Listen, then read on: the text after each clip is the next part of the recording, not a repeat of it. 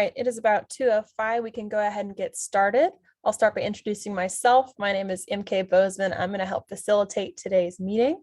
But to kick us off, I want to let you guys know, feel free to use the chat to ask questions while we're going through today's presentation. But this meeting is to get your feedback. So there will be opportunities for you to tell us what you think about the draft master plan and to ask those questions. So for now, I'm going to go ahead and turn it over to Julia Ryan, who's the City of Dallas Director of Planning and Urban Design. Julia. Thank you, MK. So good afternoon, Julia Ryan. On behalf of the City of Dallas and the Planning and Urban Design Department, welcome to the final SAG meeting for the Hensley Field Master Plan. We are going to be walking through some of the questions. So the purpose of this meeting, as MK mentioned, is to walk through these recommendations and get your feedback. I won't read these specifically, but looking at these, keep these in mind as these specific recommendations are progressed. So next slide. So as you know, the project mission is to really look at the city-owned site, the 738 acres of developable land in southern Dallas. And so what we want to do is to make sure that we have this plan as implementable, that we're looking at the community objectives in terms of equity, economic vitality, and environmental stewardship.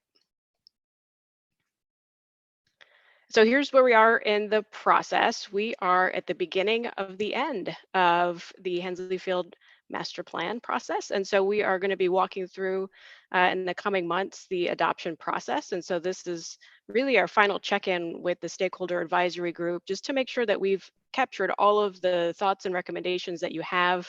We'll be working through several different committees as we walk through the adoption process, the City Plan Commission, the Comprehensive Land Use Committee as well, and then through the Environmental Committee and Economic Development Committee of the City Council prior to being briefed at the City Council for adoption. Again, these are the guiding principles that you've all heard about previously. Again, won't go through these individually, but just to keep these in mind as we continue to move through this presentation. And with that, I will hand it over to Jim. Thank you. Thanks, Julia. This is Jim Adams, McCann Adams Studio. I put the slide up first because there are lots of questions about the environmental conditions of the site. And just to remind everybody, the Navy and the city reached a settlement agreement way back in 2002 that requires the Navy to clean up the site to residential standards. That cleanup in terms of the contaminants of concern, that's metals, petroleum, hydrocarbon, PCBs, the semi-volatile organic compounds, those have all been cleaned up on the site. There's still groundwater remediation that is occurring with monitoring wells, but that may go on for a period of time and can happen in tandem with development. The one contaminant that has not been taken care of yet is this stuff called PFAS, polyfluoroalkyl substances. I've learned how to say that in the last 18 months. And the Navy is currently studying the means of the exact delineation of where this contamination is. This is the firefighting foam that was used by the Navy for about 20 or 30 years while they were occupying the site. They are due out any month now with a detailed study to show the exact extent of the groundwater as well as the soil contamination. In 2023, they'll be preparing a feasibility study to show exactly how they will clean it up. And they're expected to start the cleanup in 2024. The hope is that that cleanup, at least of the soil, will happen right away before development. The groundwater mitigation may occur in tandem with development as it occurs, but still some questions awaiting the Navy study when it comes out. So there may be questions on that, which we can, Lori Trulson from Office of Environmental Quality is here, and she can answer any additional questions folks have on the environmental cleanup of the site. But first, I wanted to just give you an overview of the plan. And again, like Julia, to thank you for your participation in this planning process. This plan is really based on the input that we've received from the stakeholder and the technical advisory groups. And I'm hoping that you see that as we go through these recommendations today. Next slide. So this slide just summarizes the key aspects of what the plan says. We are proposing to create a walkable, mixed-use, mixed-income community with about 3.7 million square feet of commercial and institutional uses and about 6,800 residential units. The open space on the site represents about 25% of the area, about 185 acres, putting every resident and employee within less than a 5-minute walk of that open space. We are really taking advantage as much as we can on Mountain Creek Lake with the trails, proposing a marina in the heart of the site, and the ability for water recreational uses. There are restrictions on the use of the water that would certainly preclude swimming, but like White Rock Lake in East Dallas, Mountain Creek Lake can support the same type of recreational opportunities as you see in that location. Historic preservation, adaptive reuse, you're going to hear about that more in this presentation, but certainly keeping some of the key buildings as well as some of the features of the site. Creating a multimodal transportation system with a transit spine going down the center of the site. We're going to tell you about that. And one of the key aspects of this plan is to try to achieve the goals of the city's comprehensive climate action plan with net zero construction. We're exploring maximizing renewable energy sources, and we're proposing the creation of a 40-acre innovation village on the Runway Peninsula that projects into Mountain Creek Lake. And finally, housing choices is a key aspect. So complete diversity of housing types, of which 20% are going to be part of a long-term affordability program, which we'll describe in this presentation. Next slide. And just some pictures that you'll see in the master plan document. This is a picture of the transit spine, and you can see the cut through of Cottonwood Creek coming through the center of the development. Next slide. The idea of the green-blue infrastructure that tracks and traces itself through each of the neighborhoods, creating opportunities for recreation, as well as capturing of runoff before it reaches Mountain Creek Lake. This is just a picture of what the cut through of Cottonwood Creek might look like, restoring the original alignment of Cottonwood Creek through the site. And a picture of just the tip of Runway Peninsula and what the innovation village might look like.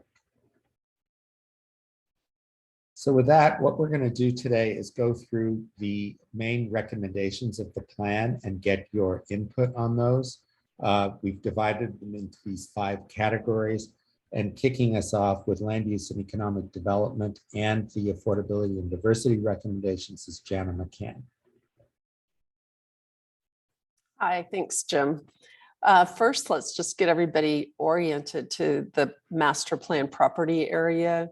And I think MK will help point out the major boundaries. On the north is Jefferson Street. And so then, that is where that's our major commercial frontage. And that's where we're reserving 60 to 80 acres of land along that frontage for one or maybe more corporate or institutional uses. You see all that purple color, that's what is represented there. And then second, we're proposing a film studio complex to be located in that purple zone, because that would be a potential, very strong potential anchor use for the entire development. And then the third big recommendation is that 30 to 40% of all the homes at Hensley Field should be targeted to low to medium density for sale or fee simple ownership. Fourth is that a program of mixed income housing should be incorporated. And that has been actually, we've been working closely with the City of Dallas and the Housing Department and guided by their existing policies. And fifth is, if you can point out MK and the little blue square in the south west corner of the site, is that we want to see if we can accelerate the relocation of the Texas Army National Guard, who occupy some of the buildings and warehouses in this area, in order to allow for an earlier phased residential development in the southwest quadrant of the site. The next is just the plan kind of flipped down so that you can see again at the top is East Jefferson Street. And from left to right, you can see that the basic zones of the plan. And on the far left side is the Market District, which borders the neighboring property, Dallas Global DGIC, I think is what it's called, which is currently kind of an industrial warehousing uses. And so we're using that Market District, which would contain that very high quality, full service grocery store that particularly the stakeholder advisory group was very concerned that we include in this new development, and putting it where it generally likes to be, within that frontage of the highest commercial street that we have in the property. And then you can see the blue anchor uses. So you see sort of a campus layout, which could be mixed use with some housing, but primarily institutional and corporate or office uses, or research and development. And then what we're calling the East Campus, and sort of the pink color, is where we're targeting for a potential film studio, which would then take advantage of various, see all those number 7 structures that exist today on the site, which are big hangar structures. And then in the purple to the far right is an Air Force property that's still being leased, and I think is going to be leased through 2039, I believe, or someone can correct me on that. So that really, all of those sort of major uses, again, are flanking East Jefferson Street. As a reminder, you see where the number 8 is, that's actually the historic officers housing. And that where you come in off of Jefferson Street was the kind of the original and more celebrated gateway to the site. The next. And so a big part of what we think about and want to sort of hardwire into the plan is a set of urban design principles. We cannot hardwire who the actual end users are, but we can put in place a set of strong principles and urban design guidelines that need to be complied with by the various future users. And first and foremost, and what Leah will be talking about a little bit, is ensuring that we have a really strong connection to nature. We're kind of blessed on this site with a lot of water frontage and creeks and bays, and so we really are taking advantage of that and really creating an environmental system that's sort of based on dealing with water effectively and restoring sort of ecological function of the site. And then next is we're creating compact and walkable districts or neighborhoods. So this is really important. So it means that the master plan is portrayed with shorter block lengths. And so it's very easy to have a great number of connections and intersections and choices about where and how you walk, roll, or drive through this area or take transit. And in that helps us with the third across the top, which is reducing the dominance of the automobile. Now we are, of course, taking care of the automobile, but we're just not putting it necessarily into the forefront and giving it a higher level of in terms of its appearance on the street. And that's the way also we're developing buildings so that we're not like looking at parking garages, instead we're looking at and being able to access really strong pedestrian oriented entrances and spaces off the street fronts. Fourth is really creating a system of high quality buildings and structures that are really based on the best practices of green building and environmental resiliency.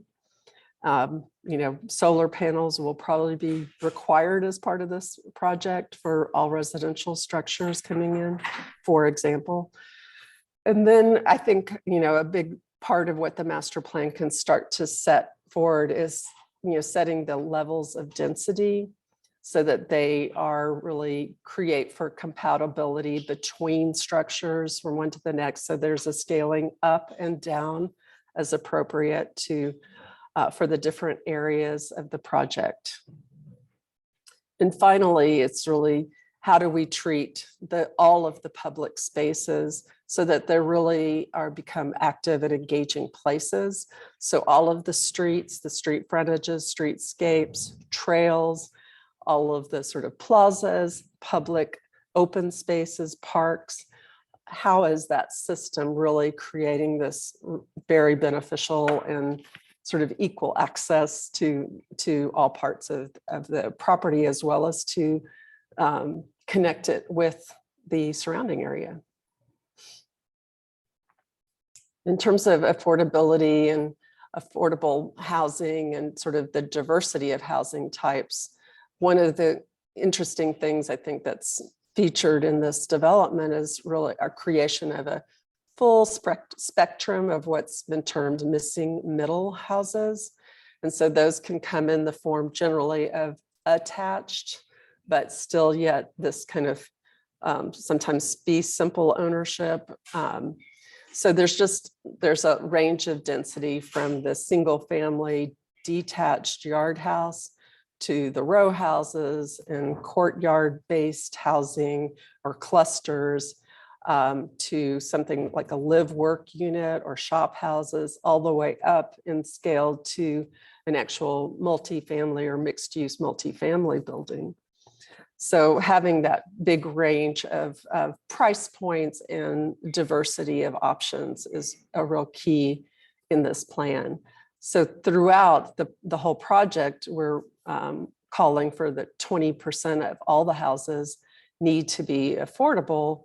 And for the for sale price point, it would require that the buyer only make 80% of the average median income, and a renter could only make up to 60% of the median average income. And so one of the big principles in terms of the urban design is that you cannot distinguish throughout the development. Oh, you can't go, oh, there's obviously an affordable home and there's the market rate home. No, these are blended, and there is not that sort of distinction that will be palpable. So in terms of the tools that we have to help attain the affordability, we have some tools called which is called the Community Land Trust, and those are often called CLTs, and that guarantees sort of in perpetuity the affordability of a particular building or unit.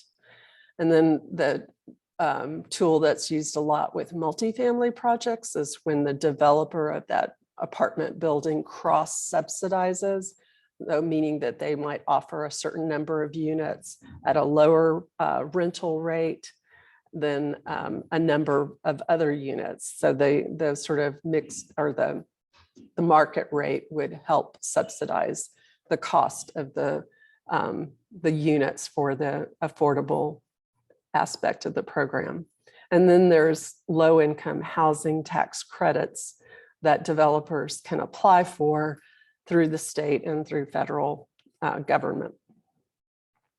And then finally, what we also want to achieve is a balance of rental or proportion of rental to for sale housing. And so we try to strike that balance of 40 to 60% going either way. so that we don't have a development that in the end of the day is 95% rental or opposite for housing, so for sale housing. So that just is creates a sort of a balance between owners and renters in the community. So this is just a nice shot, a perspective of what it could feel like, where you see possibly from this front porch on the right, that might be a single family detached yard house looking out over a public open space where you see a whole range of density of different and heights of these different residential building types, some attached and some detached, some 3 stories, some 5 stories, and some maybe even 1 story. So that those can be combined, but done so in a way that really assures a sense of compatibility between those structures. So I think it's time for a Mentimeter, right? Question. Absolutely. So as you guys are familiar, we're going to be collecting your feedback today. And what I'm going to do to start is put a link to this question in the chat. So if you all will go to the chat now, there is a link to this Mentimeter question. And what we're asking for is for you to help us figure where we fall on each of these areas within the category of land use, economic development, and then affordability and diversity. So for example, our first question here is, are the recommendations in our plan consistent with your hopes and aspirations for Hensley Field? If you would help us rank on a scale from 1 to 5, 1 being way off the mark and 5 being this is great, we have no changes. There will be an opportunity immediately following this for your specific comments, but if you could just help us with rankings right now, that would be very helpful. If you are having issues, I am able to put a QR code on the screen so you can access from your phone, or again, there is a link in the chat to this browser.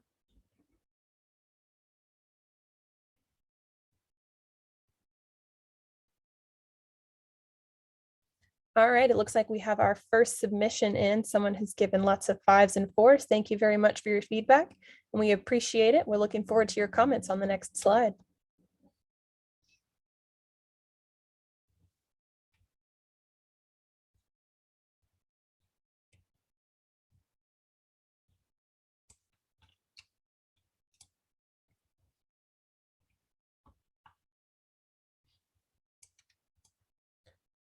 I'm going to go ahead and turn it over so we can start getting comments, but please keep voting on this ranking slide.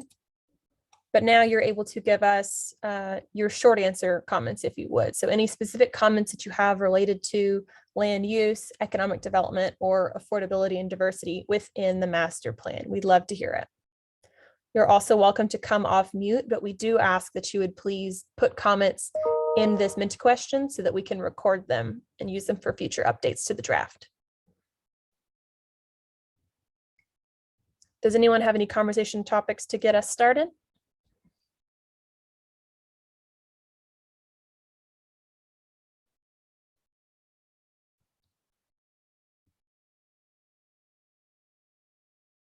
Hearing none, I'll ask Janet and Jim, do you have any talking points that you're looking for more feedback on?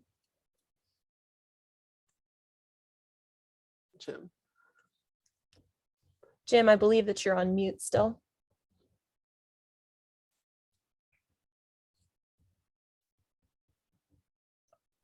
Jim, if you're speaking, you're on mute.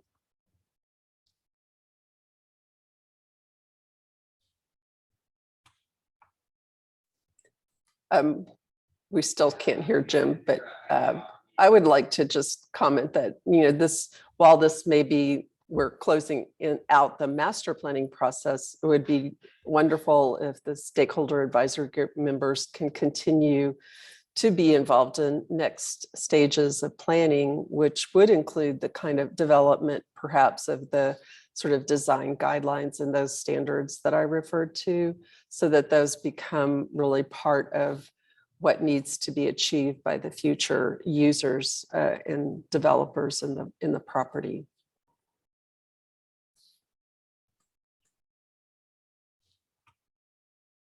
But I think we should probably go on. All right, we will keep moving. Our next topic, open space and public facilities.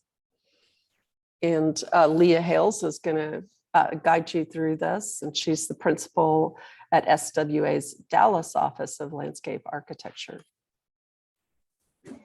Right. So when we got through all of the feedback from various groups, including yourself, neighborhood groups, departments, working both with City of Dallas, City of Grand Prairie, Parks and Rec groups from both sides, trail groups. So we've come up with some key plan recommendations in regards to open space. And Jim alluded to a few of these early on, but a couple of them are reserve at least 25% or 185 acres of the site for publicly accessible open space. That's a great amount for this size of a site. So we're super excited about the types of park uses that we'll have within the site itself. Reserving 10 acres of the site for a GPISD public school. If you don't know, even though this is in the City of Dallas, it is in Grand Prairie Public School District. Adjacent to that school district site, which is kind of in the middle of the plan. MK, I don't know if you can point that out or not, but it's south, it's a little bit south. Nope. Give me a number. Or a color. It's green, it's right dead center, past Right the there? blue, right There there, you go. yeah. Perfect. There you go. Okay. So in addition to that school, we would have an additional 10 acres there for play fields. It might include a track facility that would be open to the public in the evening hours, once school's closed. And that's one of the things I know that with Dallas and DISD, they've started this parks and that are associated with the playgrounds at the schools so that they are open to the public in after school hours. We will, as Jim mentioned, work with the Office of Environmental Quality to reopen and do the realignment of Cottonwood Creek that had been originally cut off when they did the runway expansion. This is going to serve for various purposes. One, creating additional waterfront within the site itself, but also helping with the water quality by reestablishing the flow that it originally was there. Integrating blue-green infrastructure as part of the open space. So you can see this sort of blue that's happening in there. That doesn't mean it's water per se. It means that it's a way to capture stormwater, have it re-percolate through the site, have it cleaned with plant material, etc., before it enters any other kind of overflow systems. So we're hoping to capture a great amount of our on-site stormwater in these kind of linear park spaces. And Jim mentioned that we would ensure that every resident employs within a 5-minute walk of a public open space. This exceeds the 10-minute walk that is recommended by the Trust for Public Land. And then, of course, negotiating with the U.S. Air Force, which is on the very northeastern portion of the property to, give back to the site that piece of lake and green space there as part of the entry into Hensley Field. Next. Okay, so this is showing you some of the public open space facilities. So as I mentioned, number one is the school and playfield areas.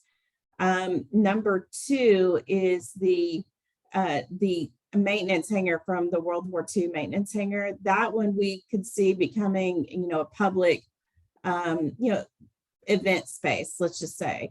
And we're going to show you a rendering of that. And then we've got our Tang Readiness Center. That's the one that we would like where the Texas Air National Guard be relocated. That could become a community center in the future because it's in a building that's in really good condition. We would also have up at number 4 and 5, a fire and EMS station. We would have our urban farm at number 5, which would include a composting center, a district-wide composting center, which currently isn't done in the City of Dallas. We would have our officers housing and welcome center, which is, the existing officer housing being restored. That could become a welcome center. It could become a sales center. It could, be a lot of things for even a small museum space for the community. Just, as part of what was originally here at Hensley Field. And then the peninsula down there, we've got our innovation village. And I know that Sarah's going to talk a little bit more about that, but we see this as a potential for a living laboratory along this with these kind of futuristic practices about what future energy and resources would look like. And this would be sort of an educational center within that. Then we've got our film studios at the top, and then other community-oriented facilities, which would be plazas, open space, etc. So the next slide. So this is just showing you a little bit about that blue-green infrastructure within the linear park system. So you can see we've got this kind of base flow bioswale, and this would be an area of resiliency. So as water builds up during a major storm event, areas would be able to flood and then percolate back down into the soil system, control the runoff, but also be a major part of a greenway, green belt system that links all of these areas together throughout the master plan. Next. And so this is showing one of the more formal park spaces. This is actually up in the commercial district off of Jefferson, you know, where we would have kind of our more higher densities, you know, commercial properties, et cetera, but you would all still have these kind of great green spaces where people could come out, be a part of them, you know, be highly programmed open spaces. Next. This is an image of what we would envision for our waterfront on the, I guess that's the southwest side of the proposed marina space. You know, this would be a mixed use district where we would have kind of retail along the waterfront, maybe some residential above, things like that, that would be smaller business oriented type facilities, but everybody would have this great access to this waterfront park area. Next. So adaptive reuse and historic preservation. So it's very important. We've been working with the City of Dallas Historic, I don't know the exact department name, but in order to really develop the statement of significance of these historic elements and being representative of the history throughout the site. So some of the recommendations that came out of it was to preserve and interpret the history of Hensley Field so that future residents and visitors could engage with the site and its unique character and identity. Stabilize the key hangars and the officers' housing. You know, some of these are in pretty great states of deterioration. So getting those things stabilized and restored is certainly a recommendation for the project. Work with the Historic Preservation Office, that's one I couldn't think of, to develop a strategy for protection and reuse of the area. We have been working with them a great deal, and I think as we get further into design and implementation of the master plan, we would certainly work with them to have a stronger role. Prioritize the officer housing for reuse, we've mentioned that, and then pursue a major public-oriented use for the historic maintenance hangar, as we'd said, as an event space or beer hub, etc. Okay, next. And this is showing sort of our historic trail that we are recommending, an interpretive loop trail. This trail is approximately 5 miles long on the outer loop of it. It's the blue kind of outer trail. It hits through all of these sort of major spaces around the site, you know, that will remain or that we're recommending to remain. And, you know, has a bit of an interpretive narrative and signage and graphics that would happen at each one of them. Next. And this is, you know, this is showing a concept with the historic hangar from World War II and how that could be an adaptive reuse project, you know, whether it's an event space or, you know, market center or a brew pub or something really cool. I mean, it's in a great location, relatively close to the water. It's, you know, it's a beautiful building. So I think it could be a really interesting space going forward. All right, so these are our questions for the Mentimeter. These are on the same link that you had previously. It is still in the chat if you need to revisit. Same questions, whether we're way off the mark or doing well with our recommendations, but this time around the topic of open space, public facilities, historic preservation, and adaptive reuse.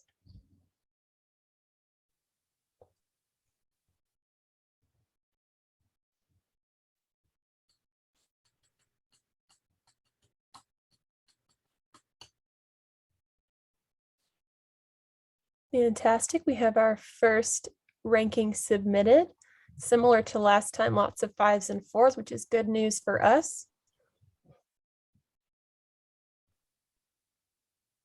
I'm going to go on and give opportunity. If you have any specific comments related to open space, facilities, or historic preservation, you can submit those here.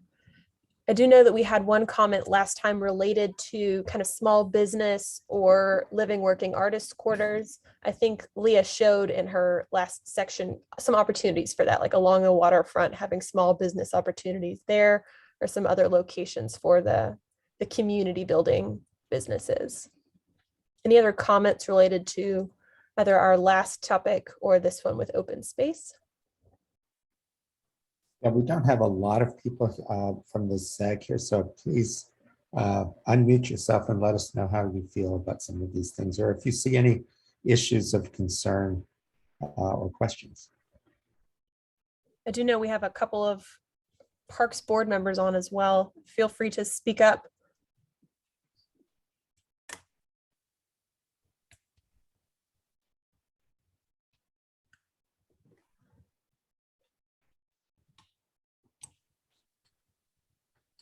Yes, we have absolutely received feedback that the officers' quarters and some hangars be designated as landmarks. We are working with the Historic Preservation Office to do some of those things.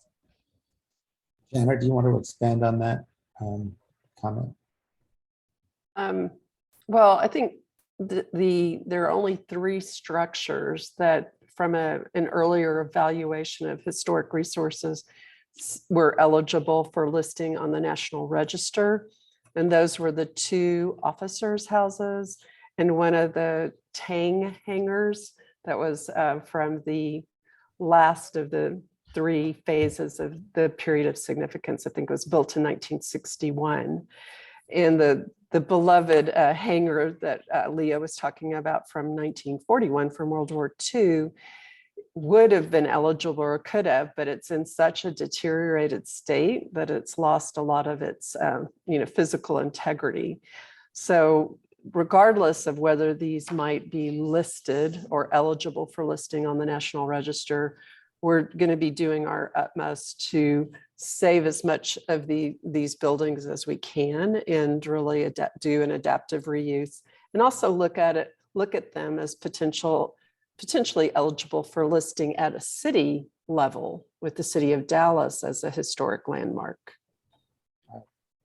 Somebody is just asking about how can we connect our loop trail to other trails within the region. Maybe Yes, Leah. and we do talk about that in the master planning report about the connection to both the Velo Web and then the potential of a loop trail around the lake itself.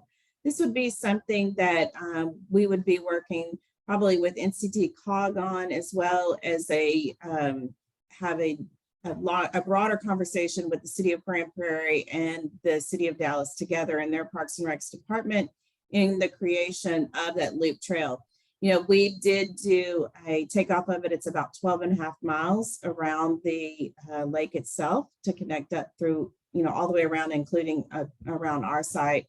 And it's an excellent opportunity, but it is not necessarily part of this particular project simply because it's not on our site, but it is something that we have addressed in the master plan report. Any other questions about open space? All right, I'll keep us moving, but feel free to add comments as we go forward. Okay, so Jeremy Klopp with Farron Pierce is going to walk through our transportation and mobility section. Thanks so much, Leah. Good afternoon, everyone. I'm just going to talk a little bit about the input we've received and how it's found its way into the plan as well. Much like Leah said, our section of the plan is really informed by what we've heard along the way and a whole host of collaboration efforts. In addition to the ones Leah mentioned, some good direct conversations with NCT COG and DART on the specifics of some of the access to and from the site. And in this section, one of the things we really tried to do was maximize connections to the site through what we call layers of connectivity. So we're really wanting to have the right location for those connections to the surrounding roadway and transit networks.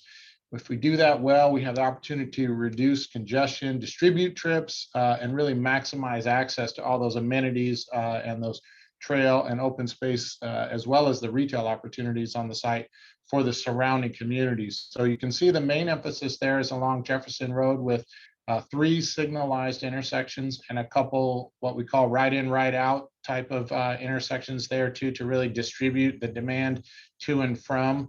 We envision that somewhere in the range of 70% of the vehicular traffic to and from the site is probably going to want to come to and from that Jefferson corridor. But that also means connections via Skyline and enhancements to Lake Crest and potentially new connection at Hardy along the southwest portion of the site will also help maximize that access into the site from the surrounding community and Grand Prairie neighborhoods in particular.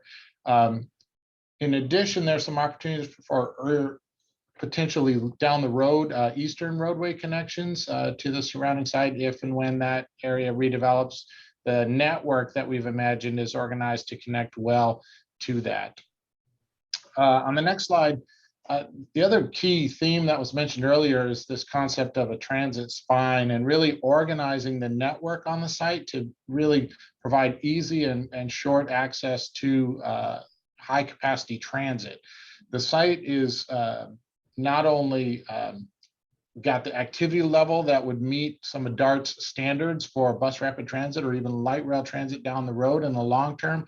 It's got the potential for what you can see on the map there, 3 transit stations. And really the vision for this is a center running bus rapid transit and that would, as the site develops over time, we would intensify those transit opportunities and also be examining opportunities for things like autonomous vehicle transit on that dedicated transit way. So really ensuring that most of the site is within a short 10-minute walk.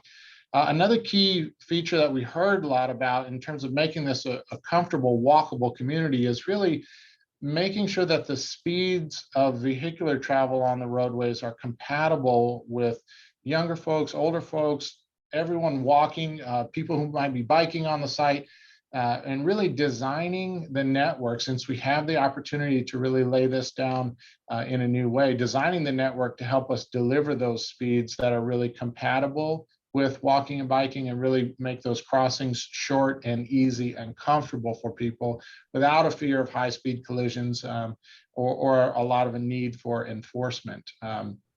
We do that through Complete Streets Design. The City of Dallas is very progressive in this front, and they have a Complete Street Design Manual. The plan includes a number of cross sections and what that would look like in terms of its expression. But this is a great opportunity to lay down a new network that will really serve a lot of those land use and community objectives you've been hearing about in the prior slides. Next slide, just a little bit of a rendering of what these sort of visions look like in practice. This slide shows that Complete Street Design really developed to ensure safe and comfortable pathways for all users. So separate pathways, dedicated space for different modes of travel, people walking, people bicycling, really separating those speeds and ensuring that there are comfortable crossing locations along the way.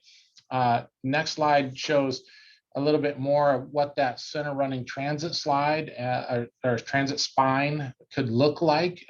Again, in this sort of the commercial area with stations located in the center there, really only crossing a single lane of traffic to get over to that spine in most locations, and really ready access across that through careful design of that roadway. And really opportunities to take the transit out of the curb space where it runs into parking maneuvers, turning maneuvers, those sorts of things. It really helps transit operate efficiently and separate some of those conflicts at intersections. More detail on all of that in the draft plan. We're really interested to hear your comments about this as well and help us refine it further if you see opportunities to improve this. Thank you, Jeremy. And that leads us into another polling opportunity. Similar as you've done before, we're looking for comments related to transit and mobility. Are we on the right track? Do we have some work to do still? and where do we fall in each of these categories? I see a couple of questions here in the chat from Linda McMahon. She said, what is the distance from entry to the end of the development? Anybody have that metric? I think if you are talking about the entry at Hensley Field, at the gate as it is today, going from Jefferson Street along that spine all the way to the end is probably 2 miles to the very tip of the runway peninsula, approximately 2 miles. The spacing between the transit stations is about a ½ mile. So altogether, I would project at about 2 miles.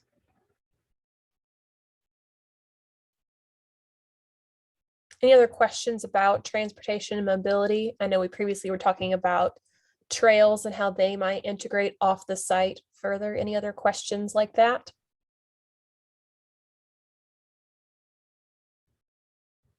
I see we're getting lots of 5s. I mean, not a huge response, but some reservation on the successful implementation or the seeing problems, issues, possibly in implementing some of these recommendations. If anybody wants to expound on that.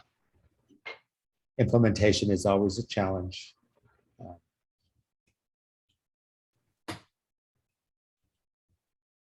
We're going to talk a little bit more at the very end about how we are going to go about implementing the project. Any other questions on transportation and mobility? Questions?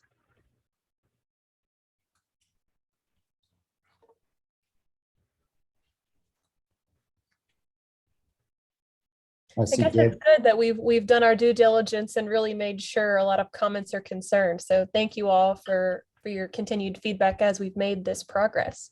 Anything else before we move on to our next topic? All right, here we go. All right, thanks everyone. Sarah Fitzgerald from SWA is going to talk about some of the sustainability aspects next. Thanks, Jeremy. Well, from the very beginning of this project, we've been excited to hear from stakeholder advisory groups and the technical advisory groups the importance of Hensley Field being a proof of concept for CCAP, the Comprehensive Environmental and Climate Action Plan, and being this living laboratory. So this is kind of stuck with us as kind of the North Star in terms of sustainability forward recommendations. And we think that the full complement of all the recommendations really do combine to make Hensley Field what could be a proof of concept for CCAP.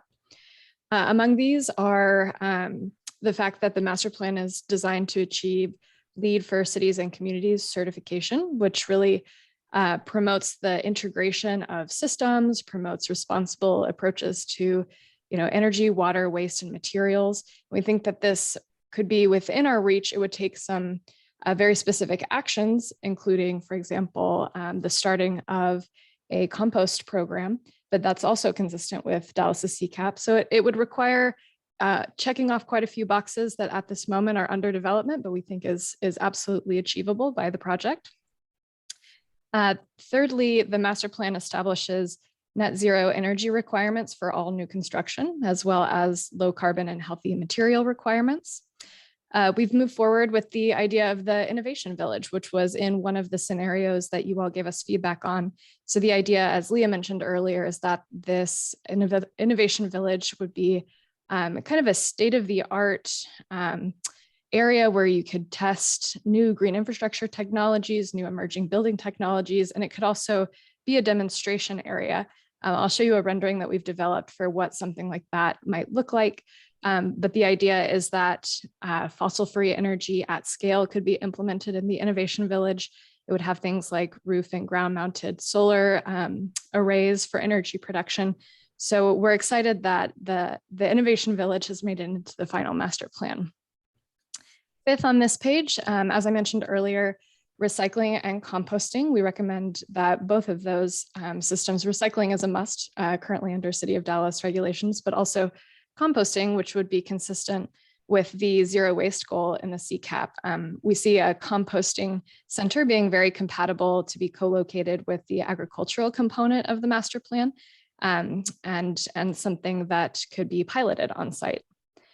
And then finally on this page, the master plan recommends the use of environmental, social, and governance criteria as the basis of selecting corporate or institutional or business partners. So the idea here being that the site would give priority to responsible companies who might offer things like job training and career advancement, which really align with the overall mission of Hensley Field. And on the next slide, we get into utilities. So kind of the nuts and bolts of how this is going to happen.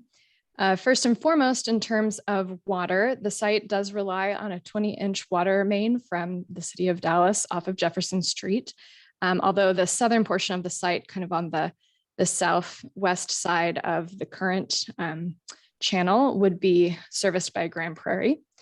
The master plan recommends that we construct a parallel reclaimed water system for non-potable uses. So the idea here being that Purple Pipe would be in place once the city of Dallas begins their recycled water, reclaimed water program, so that Hensley Field could take advantage of that system as soon as it's online. Thirdly, the master plan recognizes that we'd need to construct a 30-inch wastewater trunk line to the Trinity River Authority treatment plant, which is 3.4 miles to the northeast of the site. But in terms of stormwater, as Leah talked about earlier, we want to treat as much stormwater as we can on site so that we're not further stressing Mountain Creek Lake. So the final metric that the master plan talks about is capturing and treating 100% of the first flush of stormwater. So the water that is most heavily loaded with pollutants would be trapped and cleaned and phytoremediated with bioswales and open spaces before it hits Mountain Creek Lake. And then finally, this idea about district energy and geothermal energy has been one that's been very intriguing since the beginning of the project, and we've gotten good feedback on it. We also recognize that it's one of the most expensive, sustainable forward options, and it's going to require further finessing between the developer, between Encore to see how to really make this pencil, because the development itself can't pay for a geothermal microgrid, but it's something that we're certainly pushing for. It's something that is happening in Central Texas and even in North Texas here at home. So this idea is still alive in the master plan, and we're recommending further study so that hopefully, at least on the Innovation Village, we could test out some of this really forward-thinking energy production consistent with the goals of the master plan. And on this next page, you'll see this rendering of the Innovation Village. So as we talked about earlier, the idea here being that this would really be a place where not only the people who live or work here would benefit from green energy, from blue-green infrastructure, but we've also designed kind of the tip of the peninsula to be this generous open space where there could be events, there could be conferences, there could be, trade shows, things that really kind of harness and capture the history of Hensley Field as this site of research and innovation for the military, but kind of transforming that spirit into one of research and innovation for green building and energy production, and kind of the Innovation Village really showcasing that. All right, and with that, I would love to get your feedback on the sustainability forward initiatives and the utilities. Kind of as Jim mentioned earlier, there's so few of us. If you'd prefer to unmute yourself, we could have more of a conversation, or if you'd like to utilize the Mentimeter, it should be loaded up and ready to go. Thank you, Sarah. Again, this is continuing along the same link that you've received before, but if you need, I can re-add it to the chat. I'm looking for where we fall within our recommendations.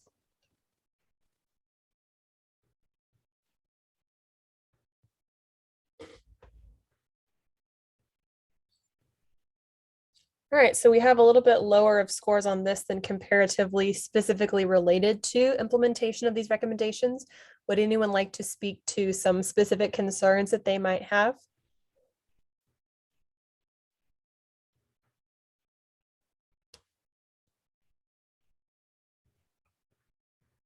Anybody? Don't be shy.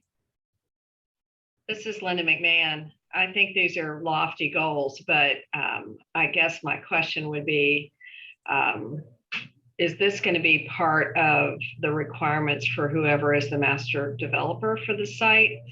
Because particularly as it relates to these types of things, they're very innovative, as you have labeled it. But the reality of being able to do some of what you're asking for is extremely expensive and probably not within the scope of what most developers would have the ability to do. The second comment I will make is that Representative Eddie Bernice Johnson has got a goal of having an innovation investment and making Dallas the investment. I'd suggested that she talk with you about Hensley Field, as that this might be where you might be able to find some funding. It's a good comment. You know, some of the costs of these sustainable forward elements are baked into our pro forma. Some of them are still going to require, as you were suggesting, outside funding. Some of them will be, you know, the whole question on geothermal. We believe that, and we're trying to do research for other areas, that there are business models that have incorporated geothermal, and we're trying to understand how those would work. And the next phase we're going to talk about in a minute. Once we select a developer partner, the city selects a master developer partner, we'll be drilling down on some of these ideas in more detail to see, for instance, on the Innovation Village, is there a nonprofit partner who could develop that portion of the project with some of those elements? Could be an institution, could be a corporation who's interested in participating in a project like that.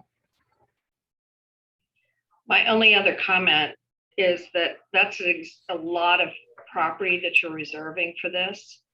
And by the time this development is actually underway, some of these things will be in normal practice in terms of development for developers. And so it seems to me that you have a goal here. I feel like it may be a little lofty and maybe not achievable, particularly as fast as science is progressing and development is progressing. So just my major concern. Understood.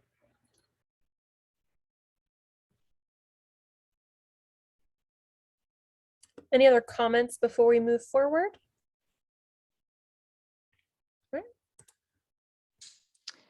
All right, thank you, Linda. And it's my pleasure to introduce Dan Guimond now with EPS. Jim, I think you were going to do this slide, weren't you? Oh, I see. Yes, I think I was. This slide just shows how we are anticipating the phasing will work on the project. Jana mentioned earlier the Texas Air National Guard. They operate a Chinook helicopter facility in the southwest corner of the site. We're working with Texas military and the COG about relocating that activity to Fort Worth. That has been in the works for some time because that facility creates impacts on the neighborhoods in Grand Prairie and Dallas to the south. So, but recognizing that that might be 5 to 10 years away, we are proposing that the first phase of development really occur in the northern and the eastern portion of the project. So with the first neighborhood on Mountain Creek Lake and the economic development anchor uses along Jefferson Street, that would be proposed to happen in the first 5 years of the project, with the initiation of the cut through of Cottonwood Creek also occurring at that point in time. And then the second phase, in the second 5-year increment, the development would hop over to the southern portion. The Innovation Village might begin in that period of time. A second neighborhood, and the rest of the anchor corporate institutional uses might be occurring along Jefferson Street. The last 10 years of the project, and you can see at the bottom of the picture, would be the build out of the site. And now Dan Guimond of Economic and Planning Systems will talk a little bit about the costs and the revenues and the overall financing strategy for the site. Thanks, Jim. So EPS, with working with our team, Stantec engineers and SWA on the open space and put together planning level cost and revenue estimates for the development of the project, basically what we call the horizontal development of the site. The infrastructure costs are shown at the top and include everything from site preparation, demolition, roads, utilities, open space, and what has been discussed earlier as the sustainability forward elements. At the bottom is the revenues that would be derived from land sales to vertical developers in the project. The costs have been allocated into 3 phases of development that Jim just explained would take place. Basically, phases 1 and 2, 5-year increments, and phase 3, roughly the last 10 to 20 years of the project.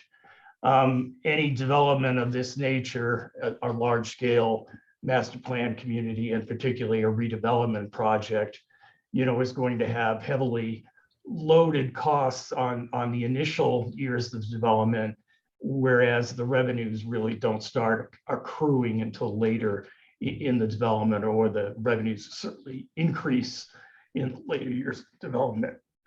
Excuse me. So we have total development costs over 20 years of $390 million and total revenues of $353 million, which leaves a net deficit of about $37 million over that time period. However, in the initial 10 years of development, the deficit is about $99 million, with a positive net income of $61 million over the latter 10 years of development. The sustainability elements of the project, some of which will require external funding, are about $30 million or less than, or about 8% of the total development costs that are included within these planning level pro forma numbers. So next slide. So we've also looked at funding and funding sources and financing strategies for addressing these upfront cost deficits that we would need to address. I think it's important to remember that this is city-owned property, and as a result of that, the city is really in a position to structure a land disposition strategy with a selected master developer that allows some of these cost inequities or cost differentials to be addressed in a creative manner. But most of these large-scale redevelopments that this team has worked on, as well as elsewhere in Dallas, have utilized tax increment financing as the primary financing vehicle for trying to address providing additional public investment in the project. And so in this slide, we're showing in rough numbers what a tax increment financing district through a TERS could possibly generate in the way of revenue over the 20-year time period. And then based on other Dallas TIF districts, they have ranged within the city, they've ranged from about 75% to 90% of the city's tax increment and 55 to 75% of the county's tax increment being allowed to be allocated as tax increment. And that would generate from about 198 million to 243 million in nominal dollars over that time period. In terms of the net present value of that revenue stream at a 5% discount rate, that would equate to about half of that, or basically about 100 to 123 million dollars. One potential strategy or innovative use of TIF that has been suggested as having potential application to Hensley Field would be to create Hensley Field as a sub-district of the Cypress Waters TIF district. Cypress Waters, as many of you know, is a very similar successful redevelopment in Northwest Dallas on another power plant reservoir. But in the case of Cypress Waters, the application of the TIF flowing from that project will be used up by 2025. So there'll be excess TIF revenues generated from that project because it's been very successful, particularly in terms of corporate and employment uses on the site. So the possibility exists that some of the revenues from a successful development in North Dallas could be transferred and applied to this project here. Other successful or other potential financing tools that could be applied to the project that would basically distribute some of the costs from the master developer to the vertical development elements of the project would be through a municipal management district or an MMD or a public improvement district or a PUD. And then, as Jim mentioned earlier, we envision the city pursuing environmental and energy grants to help fund the sustainability elements of the project, including some of those like that are not included in the existing development costs.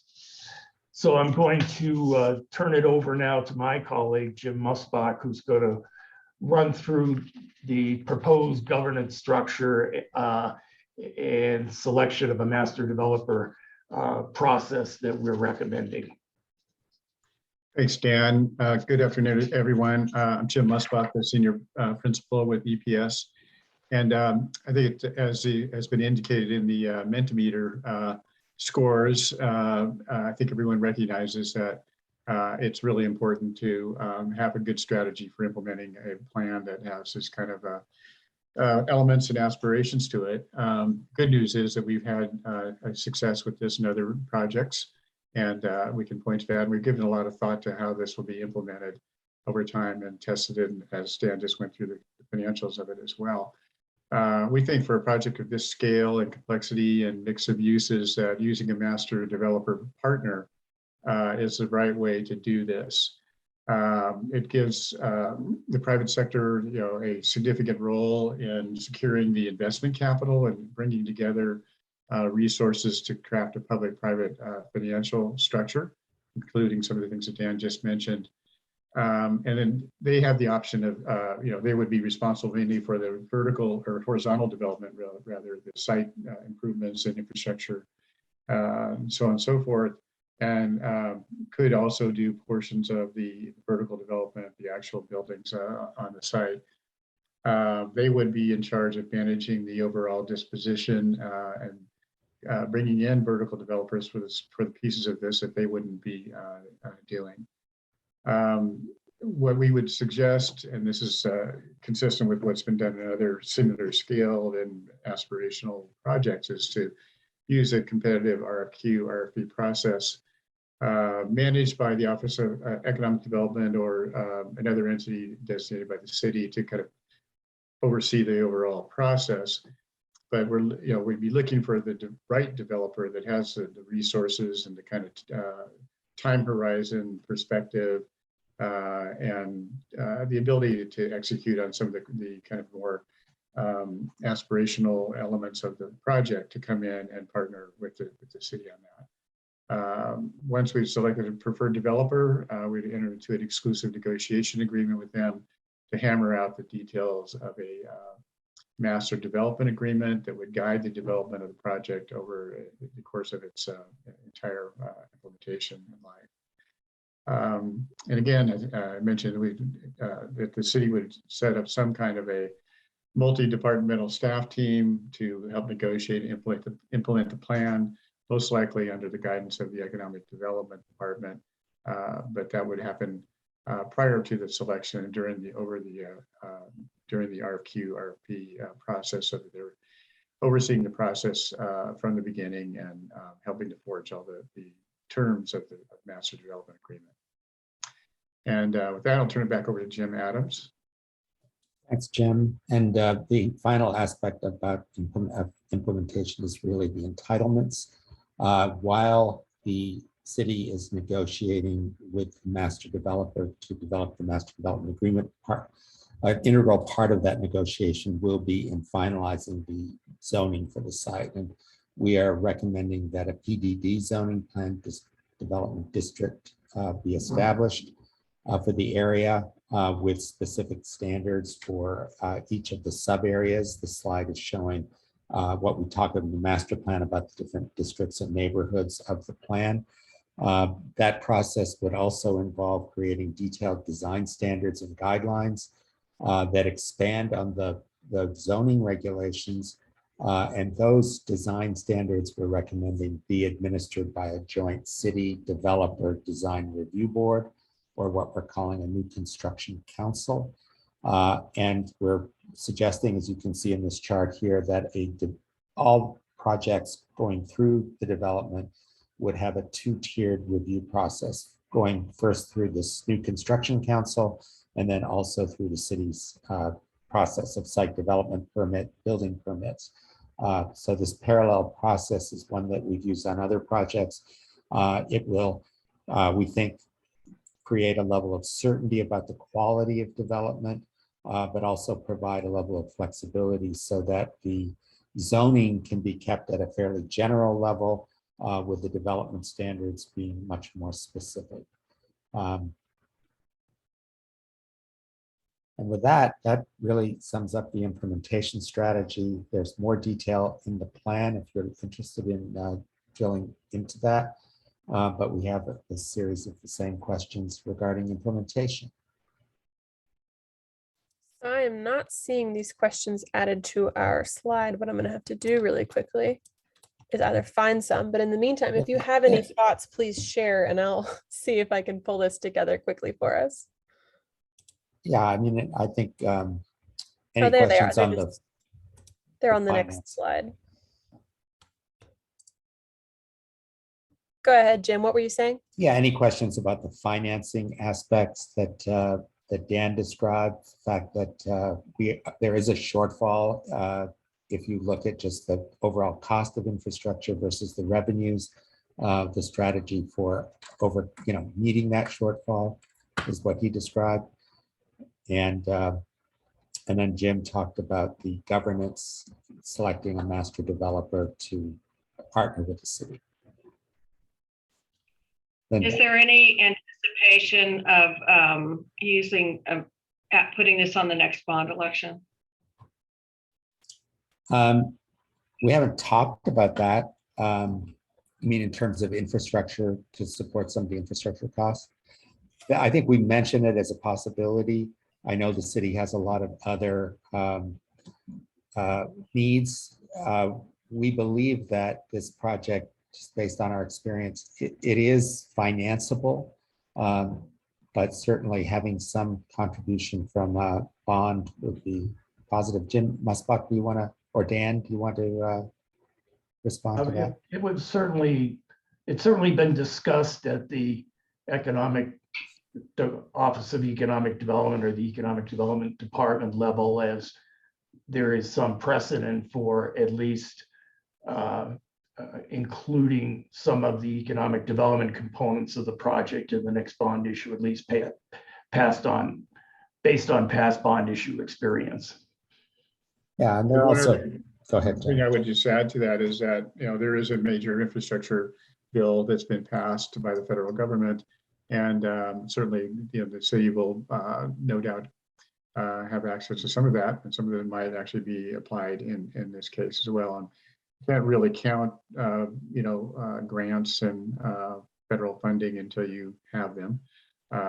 We think that this is probably financeable with the TERS and the other pieces that Dan described, but it would really help the economics if we could get some of that infrastructure money to invest in some of the horizontal development.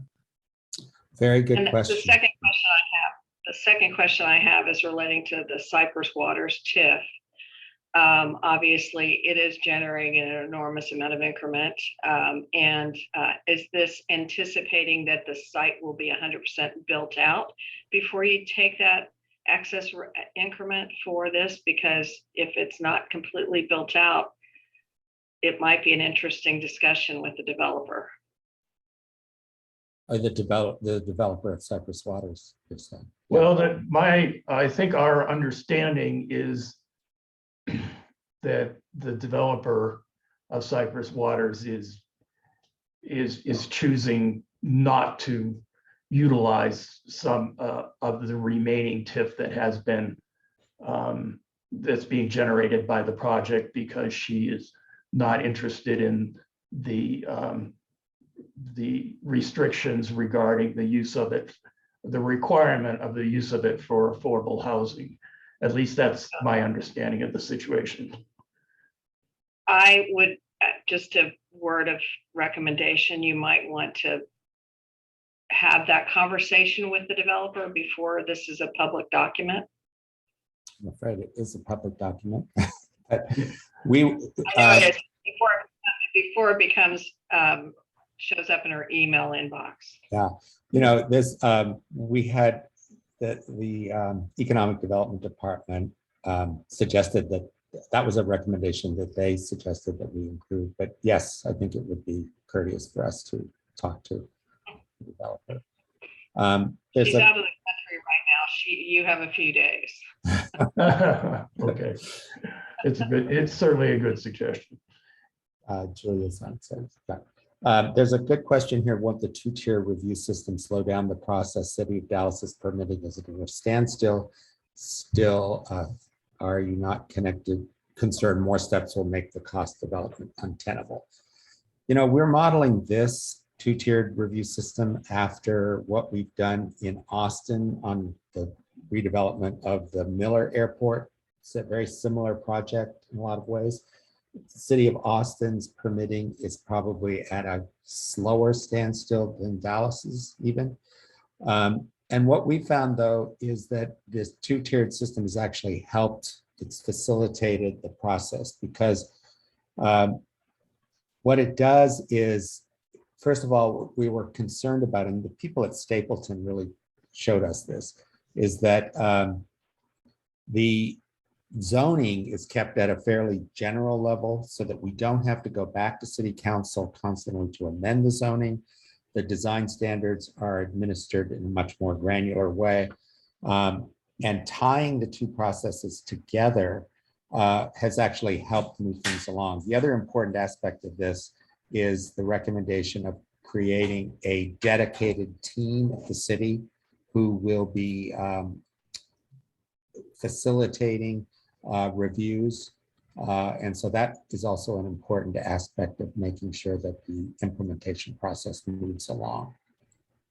I don't know who asked that question, but it's a good one.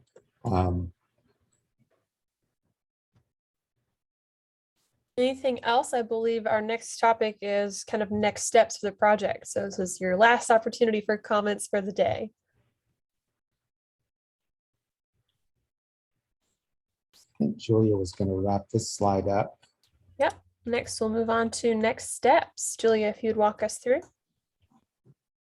Yeah, thanks for that, and thanks for sticking with us for the recommendations and providing your input. We've got a very busy schedule in April, May for the adoption process. So April 4th, looking at briefing both the Economic Development and Environmental Committees for City Council, Park and Recreation Board, City Plan Commission, and the Comprehensive Land Use Plan Committee, looking at public hearing for City Plan Commission on April 21st. So if everything goes great and we get a recommendation to move it forward, we're looking at providing a City Council briefing and City Council consideration in May. So definitely a very tight schedule, but we're anxious to get this through, and we're excited that we've gotten a lot of input so far, and we think this is a great plan. So be happy to take any other questions or comments about these times. With that said, I also want to mention, we did talk, this is now a public document. It is available on our website alongside a survey. So as our stakeholder advisory group, we're looking for some assistance from you to share with others in your community. Please allow others to read through this document and give their comments as well. On our website, you'll be walked through with a survey directed to specific sections and page numbers to give feedback similarly to what we did today. And we want to hear from you and others in your community. Again, that is available on our website. We will be sharing this information as well, the recording for those who couldn't be with us today, and the survey shortly via email. Would you remind me again as to when the RFP, when do you anticipate that the RFP will be released?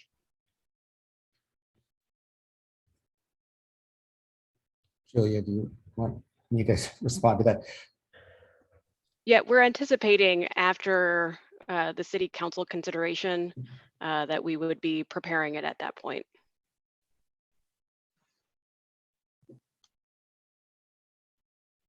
All right, if there's nothing else, I want to thank you all for your time today. We again appreciate your feedback. What is a master plan without the community's information involved? So thank you all, and we appreciate your assistance as we move into the next steps. As you see, we do have a rigorous set of meetings to review, and we'll be reaching back out for any additional comments. Thank you, everybody. Thank you all and have a good afternoon. Thanks. Thanks. Thank you all.